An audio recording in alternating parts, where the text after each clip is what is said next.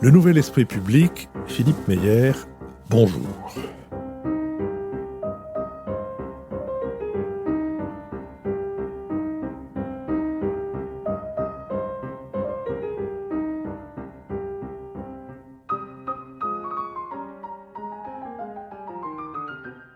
Bonjour, merci de nous avoir rejoints pour ce BADA, pour ce supplément de la série intitulée « Si c'est pour la culture, on l'a déjà donné ». BADA qui me donne l'occasion de recevoir Amos Reichmann. Amos Reichmann, bonjour. Bonjour Philippe Meyer. L'occasion de vous recevoir m'est donnée par le livre que vous avez publié aux éditions du Seuil, Jacques Chiffrin, un éditeur en exil. Jacques Chiffrin, un éditeur en exil, c'est sans doute un titre qui reste un peu énigmatique pour beaucoup d'entre nous. En tout cas, ça l'a été pour moi quand j'ai découvert, parce que peu de gens savent que Jacques Chiffrin est un homme extrêmement important, notamment connu pour avoir fondé les éditions de la Pléiade. Un éditeur de toute première importance. Alors, Amos Reichmann, vous-même, vous êtes agrégé d'histoire, vous êtes énarque et vous êtes haut fonctionnaire, comme on dit, et vous avez, à un moment donné, découvert Jacques Chiffrin par un biais, si je puis dire. Est-ce que vous pouvez nous raconter ce biais ? À un moment donné, j'ai eu la chance de partir aux États-Unis, à New York, pour y mener des recherches sur l'exil français aux États-Unis pendant la Seconde Guerre mondiale. Et dans le cadre de ces recherches, j'ai découvert cette figure de Jacques Chiffrin, ou Chiffrine. Il y a plusieurs façons de l'appeler. Je dis Chiffrine parce qu'il est russe d'origine, on en reparlera, né à Bakou à la fin du 19e siècle. Et il est décédé à New York, où on l'appelait vraisemblablement Chiffrine, mais là où il a construit sa vie, c'est en France, où on l'appelait sans doute Chiffrin. Et dans le cadre de ce travail aux États-Unis, je l'ai rencontré et j'ai été très curieux de cet écart entre une personne que je ne connaissais pas et ce qu'il a fondé, son œuvre, la Pléiade, omniprésente, monument culturel, et j'ai voulu creuser ce paradoxe et essayer de résoudre cet écart. Alors, avant qu'on en arrive plus précisément à Jacques Chiffrin et à la Pléiade, juste un mot sur vos recherches aux États-Unis, sur cette population française en exil. Qu'est-ce que vous en gardez comme point fort ? On rappelle qu'on y trouve Saint John Perse, son vrai nom Alexis Léger, diplomate de carrière. On y trouve aussi Jean Monnet, si je ne me trompe. On y trouve Jean Renoir. On y trouve beaucoup de gens très divers. Et vous en gardez quel souvenir saillant ? On y trouve André Breton, ouais. On y trouve Claude Lévi-Strauss, on y trouve Saint-Exupéry. J'en garde comme souvenir fort le fait que parfois, des circonstances historiques transforment des vies, bouleversent des vies d'une façon extrêmement concrète, matérielle, puisqu'elles entraînent le départ. Ce départ, il peut avoir plein de causes. Et cette arrivée dans un autre pays, elle peut se faire de façon extrêmement différente selon le milieu social, selon la cause du départ et selon ce qu'on fait une fois qu'on est sur place. Et il y avait finalement, je vais pas dire autant d'exil que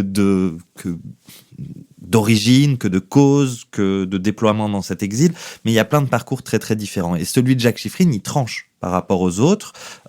Beaucoup d'exilés français se disaient que ce n'était qu'une parenthèse, qu'ils étaient à New York le temps qu'un mauvais moment passe, celui de la guerre, et qu'ils retourneraient ensuite en France. Ils ne faisaient par exemple pas l'effort d'apprendre l'anglais. Ils restaient dans certains quartiers, notamment dans l'Upper East Side de Manhattan, où ils restaient dans des cafés français. Un café s'appelait notamment Paris à New York.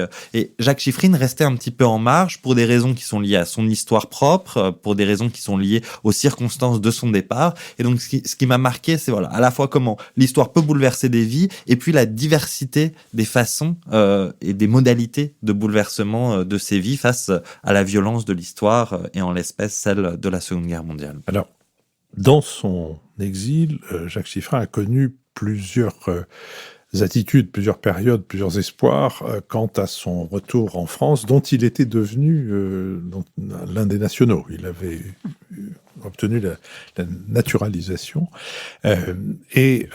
Votre livre divise le récit en périodes de temps, avant, pendant, après, trop tard.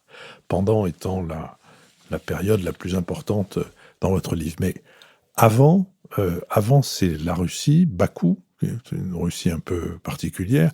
Enfin, je veux dire par là que de Bakou à Paris et de Bakou à la Pléiade, le parcours ne semble pas être donné. Donc, comment a-t-il été construit ? Jacques Chiffrine naît dans une famille de la petite bourgeoisie industrielle juive de cette marge de l'Empire russe, qui est Bakou, aujourd'hui capitale de l'Azerbaïdjan. Son père est d'abord docker, et puis il fait fortune parce qu'on découvre une source d'énergie rare, amenée à avoir des conséquences fondamentales sur non seulement les relations internationales, mais notre vie, à savoir le pétrole. Donc il fait fortune dans le pétrole, et Jacques Chiffrine naît dans ce milieu, disons, éclairé, mais qui n'appartient pas à l'aristocratie. Il a l'opportunité de mener des études en Europe occidentale, et c'est vraiment ça qui est la condition de possibilité ensuite de son succès et de la fondation de la Pléiade. Il va étudier dans un premier temps en Suisse le droit, il va ensuite aller en Italie, à Florence, où il va travailler auprès d'un historien de l'art, et on voit qu'il tourne autour de la France, ce pays rêvé, fascinant pour ces élites russes, tournées vers la France, pays où on peut être libre, où on peut être heureux. Et il va y avoir en 1917 la révolution russe qui va avoir des conséquences extrêmement importantes puisque l'entreprise que son père a fondée va être nationalisée. Jacques Chiffrine, on peut dire qu'il était de gauche, mais il n'adhérait pas au parti communiste, il n'adhérait pas aux valeurs du parti communiste. Et donc il va décider finalement de s'installer en France, d'y faire sa vie. Il a un amour absolu pour la littérature, pour les livres, et donc assez naturellement, il va fonder cette maison d'édition. Il parle français ? Alors quand il arrive, il parle peu français, il a quelques rudiments, mais il va finir par être entièrement francophone. Et une des choses qui me manque le plus au terme de cette recherche, de ce travail, de ce livre, c'est de ne jamais avoir entendu cette voix de quelqu'un qui est décédé en 1950. Donc sa voix, j'aurais pu l'entendre, peut-être des enregistrements existent-ils, qui sait, mais je suis très curieux d'entendre sa voix avec un accent sans doute russe, peut-être un accent français quand il parlait en anglais, je ne sais pas. Mais en tout cas, oui, il parlait français. Comment ? Mais on a du mal à imaginer qu'un éditeur aussi capital que l'éditeur inventeur de la Pléiade, on nous dirait tout à l'heure en quoi la Pléiade a été une innovation tout à fait exceptionnelle, et aussi aux États-Unis, le Pantheon Books, qui n'est pas la plus petite des maisons d'édition, il n'en est pas tout à fait l'inventeur, mais il en est le principal animateur. On a du mal à imaginer qu'il n'ait jamais été interrogé par la radio et que sa voix ne traîne pas quelque part dans des archives. Écoutez, cher Philippe Meyer, je partage avec vous cette interrogation, et si un des auditeurs ou une des auditrices du Nouvel Esprit Public avant ou entend dans ses oreilles un enregistrement de la voix de Jacques Chiffrine, qu'il n'hésite pas. Eh bien, les auditeurs sont en général surprenants par leur capacité et leur relation, donc nous espérons que cet appel trouvera un écho favorable. Alors, donc sur la partie avant, c'est-à-dire avant l'arrivée en France, vous l'avez dit tout à l'heure, Jacques Chiffrine est d'une famille juive de Bakou, aujourd'hui Azerbaïdjan. Est-ce qu'il a eu à subir des conséquences agressives ? Est-ce qu'il a été agressé ? Est-ce qu'il a été diminué dans ses capacités d'apprendre, de trouver un statut dans la société à cause de ses origines juives, de sa judaïté ? Dans la partie dite avant, c'est-à-dire avant qu'il ne s'installe en France, je ne le pense pas. Il y a un antisémitisme fort au sein de l'Empire russe, il y a des pogroms qui existent. Dans le cadre de ses études, de sa vie à Bakou, je n'ai pas trouvé trace de signes d'un antisémitisme qu'il aurait subi. En fait, il s'en va par l'effet d'un éloignement, pour utiliser une litote, avec le régime qui vient de s'installer et auquel il n'adhère pas. Alors, non seulement, mais en fait, il étudie en Europe occidentale dès avant la révolution de 1917, donc il s'en va aussi par quête, par goût d'un centre, d'un cœur, qui est Paris, qui est cette Europe occidentale, lui qui vient d'une ville de province de l'Empire russe. Paris est un phare absolu. Et d'ailleurs, après, il ira dans un autre phare absolu de l'époque qui est New York. Donc, ce qui acte le fait qu'il ne reviendra pas dans cet empire russe devenu Union soviétique, c'est la révolution de 1917. Ce qui fonde le départ, ça n'est pas ça n'est pas en premier lieu une raison politique, c'est également une aspiration, un attrait pour ce qui représente ce qui se fait peut-être de plus grand dans l'humanité ailleurs, à savoir la capitale de notre pays. Je vais vous poser la question parce que ça a été le cas pour d'autres artistes de sa génération. Je pense aux musiciens à Vladimir Horowitz ou à Nathan Milstein qui sont partis par opposition au régime plus tard que des partis Chiffrin, par opposition au régime et à cause de l'antisémitisme du régime bolchevique repris du bon vieil antisémitisme des tsars. Est-ce qu'on a des écrits de Chiffrin qui décriraient ce que représente Paris pour un jeune russe, un jeune azerbaïdjanais, si je peux utiliser cet anachronisme, avant qu'il ne pénètre sur le sol français? Alors, je ne le sais pas. J'ai eu la possibilité de travailler sur beaucoup d'écrits intimes provenant de sa main, puisque quand j'étais à New York, j'ai pu rencontrer sa famille, ses descendants, et donc j'ai eu accès à toutes ses archives personnelles. Ces archives personnelles, certaines touchent à la période russe, mais ce sont par exemple ses bulletins de notes, des documents d'un jeune enfant finalement, et donc il y a pas de traces d'écrits que lui aurait commis. Ensuite, il y a beaucoup d'archives qui concernent la période française, des correspondances avec certains des plus grands esprits du temps, de grands auteurs, bon bien sûr André Gide, Roger Martin Dugard, Jean Paulhan, bien d'autres, et puis il y a beaucoup d'archives qui concernent la période des États-Unis. Mais je n'ai pas eu accès par exemple à une correspondance familiale qu'il aurait pu avoir avec ses frères, avec son père, avec sa mère était enfin, donc je n'ai pas eu accès à cela. Ce qui est certain, c'est que son parcours et ce qu'il a fait une fois à Paris témoignent fortement de cet attrait pour la France si fort pour beaucoup d'artistes, comme vous l'avez bien dit, d'Europe de l'Est, de Russie, à cette époque. Alors, si on reste un dernier moment sur la Russie devenue Union soviétique, il y retournera.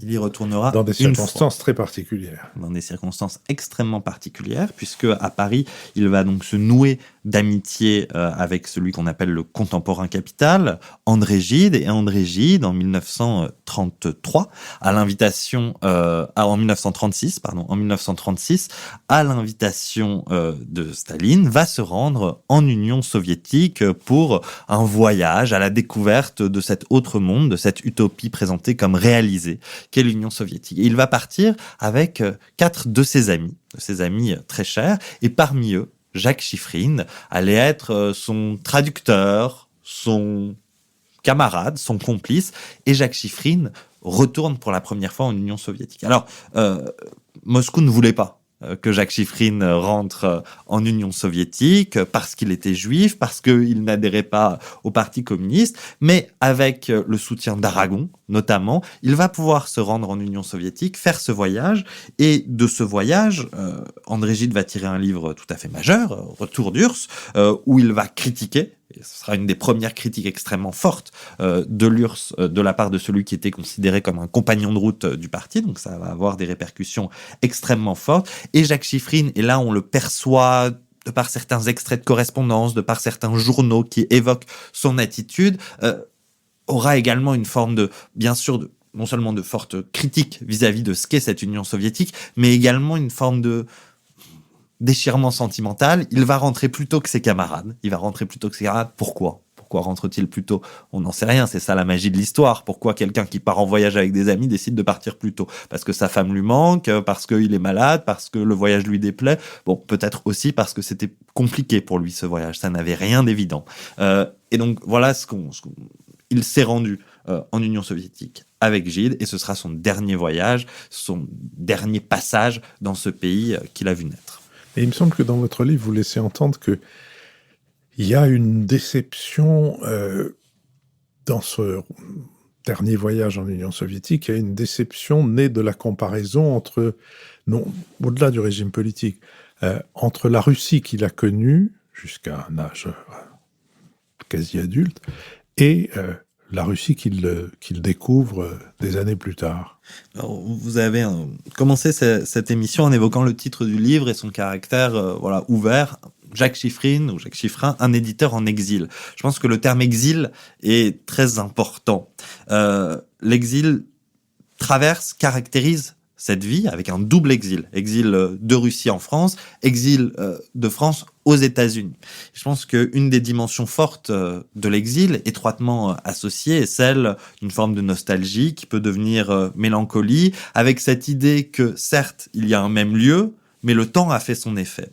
Et le temps a fait son effet et a gommé des choses. Et donc le lieu, c'est le même, mais plus tout à fait le même. Et quand il revient en Russie, je pense qu'il y a quelque chose qu'on retrouve dans son manque de la France quand il est aux États-Unis, sauf que là, c'est quelque chose d'extrêmement concret parce qu'il foule le sol russe, soviétique, et donc il y a cette idée d'un décalage, et que le monde qu'il a connu n'est plus qu'il était, et je pense que le rapport au temps de l'exilé est extrêmement puissant, extrêmement fort. Vladimir Yankelevitch a écrit de très belles pages là-dessus. C'est quelque chose d'important pour chacun, ce rapport au temps, mais je pense que pour l'exilé, il est d'autant plus fort qu'il y a une dimension de l'irréparable dans ce temps qui passe et des lieux qui restent. Amos Reichmann, nous allons retrouver le fondateur de la Pléiade dont nous avons à peine parlé, nous l'avons mentionné tout à l'heure, le fondateur de la Pléiade et héros de votre livre, Jacques Chiffrin, un éditeur en exil, publié aux éditions du Seuil, que nous laissons non sans évoquer, en tout cas en ce qui me concerne, ces vers d'Aragon, en étrange pays, dans mon pays lui-même. Nous laissons donc Jacques Chiffrin pour son dernier voyage en URSS. Je remercie Philippe Meyer, avec qui cette émission a été préparée. Alors je vais faire une mise au point, je la répéterai 3 fois, probablement ça sera insuffisant, mais il se trouve que cette chose était fortement improbable, sans doute aussi improbable que de gagner à la loterie nationale. Il se trouve que lorsque nous avons lancé un filet pour recruter un nouveau assistant, comme nous le faisons chaque année, celui qui a émergé du lot s'appelle Philippe Meyer, et par conséquent, je remercierai chaque semaine, pour chacun de ces badages, je remercierai Philippe Meyer, et je suppose que jusqu'à la fin, quelques lazzi, cela me vaudra quelques lazzi de la part de ceux qui penseront que j'ai décidément la tête plus large que le chapeau. Mais je remercie Philippe Meyer, avec qui cette émission a été préparée. Je remercie Adrien Beccaria, qui l'a enregistré pour le studio de l'Arrière-Boutique, et je remercie Julien Neuville et Nouvelles Écoutes qui le produisent. Je vous donne rendez-vous la semaine prochaine pour un nouveau bada de notre série Si c'est pour la culture, on a déjà donné.